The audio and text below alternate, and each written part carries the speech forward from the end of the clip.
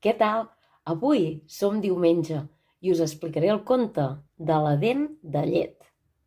Fa molt de temps, els habitants es van estirar a sobre la llengua i van desplegar el mapa de les dents. Quan el van obrir, es van quedar meravellats. Hi havia moltes més dents de les que es pensaven. Van veure que en aquell mapa hi havia unes dents en forma de bombolla que eren les dents definitives i que empentarien les dents de llet i les farien caure. Amb aquell mapa sabien per on sortirien les dents definitives. Llavors es van posar a sobre la dent de llet que es movia. Però com la farem caure? Es van preguntar. Amb un helicòpter, van pensar. Van anar a buscar un helicòpter i van lligar l'incisiu a la brana de l'helicòpter, però aquella dent no queia. Després van pensar una estona més. Amb un elefant.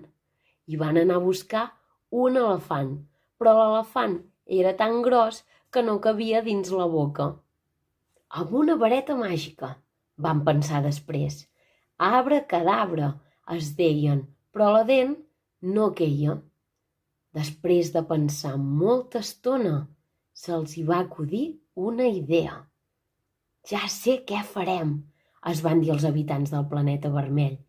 Li donarem alguna cosa de menjar molt forta perquè la dent hagi de fer molta força i s'arrenqui tota sola.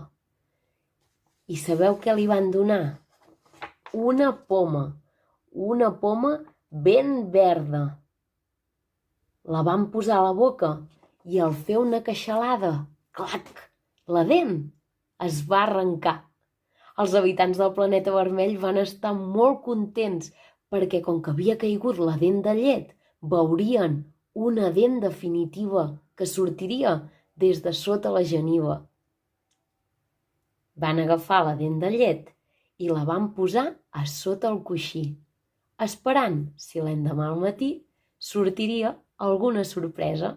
Però això us ho explicaré una altra setmana.